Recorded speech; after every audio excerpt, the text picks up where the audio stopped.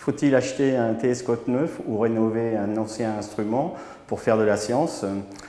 Et je suis François Collat, je suis directeur de recherche à l'Observatoire de Paris et responsable scientifique du télescope de 1 mètre au pic du Midi. Donc ce qu'il faut comprendre, c'est qu'un télescope, c'est avant tout un entonnoir à photons, c'est-à-dire qu'en fait ce qui est important, c'est la surface collectrice. Ensuite, ce qui est important, c'est d'avoir une instrumentation vraiment à jour, parce que c'est ça qui va faire que les données sont bonnes. Donc, compte tenu de ça, on constate actuellement qu'il y a une multiplication des télescopes disponibles. Par contre, il y a une diminution du nombre d'observateurs professionnels. Donc, l'idée, c'est de robotiser les télescopes pour qu'ils soient fonctionnels avec moins de personnes, ou de robotiser en fait des télescopes anciens. Ceci dit, robotiser des télescopes anciens, c'est onéreux et c'est compliqué.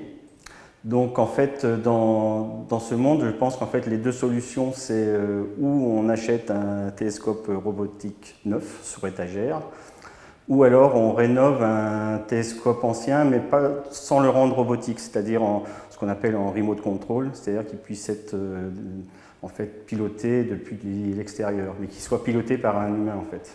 Et c'est en gros ce qu'on fait avec le télescope de 1 mètre du pic du Midi.